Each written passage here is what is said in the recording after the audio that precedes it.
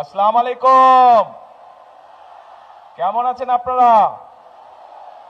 আলহামদুলিল্লাহ, আমি কিন্তু আজকে খুব ভালো আছি। বহু বছর পর নানি বাড়িতে এসেছি। বহু বছর পরে আলহামদুলিল্লাহ আল্লাহর আমাদের নানি বাড়িতে এসে আমি খুব ভালো আছি। এখন নাতি দিয়ে আসলো, কিছু তো খাওয়ালেন না আপনারা, এটা কেমন ভালো কথা হইল? তাহলে একটা জিনিস দিতে হবে নাতিকে। নাতি যে আসছে, নাতিকে কিছু দিতে হবে না? কি দিবে নানি বাড়ির লোক? হ্যাঁ, ভোট দেবেন।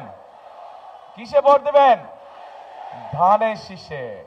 প্রিয় ভাই বোনেরা, উপস্থিত মুরব্বীবর্গ, মা বোনেরা, আজকের এই বিশাল নির্বাচনী জনসভায় আমরা সকলে এখানে একত্রিত হয়েছি। কেন একত্রিত হয়েছি আমরা? এই যে সামনের 12 তারিখে যে নির্বাচন অনুষ্ঠিত হবে, সেই নির্বাচনে বহু বছর পরে এই বাংলাদেশের মানুষ তাদের রাজনৈতিক অধিকার প্রয়োগ করবে।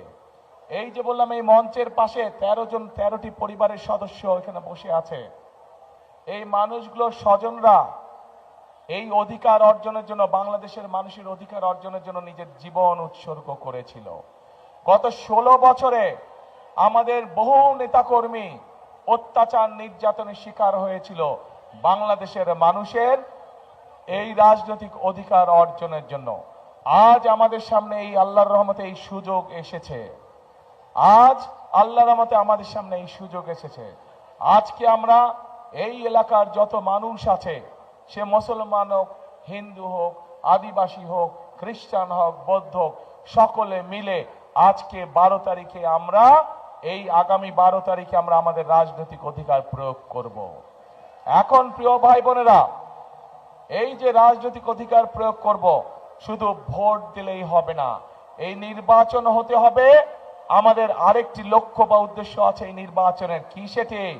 সেটি হলো দেশ পুনর্গঠনের নির্বাচন।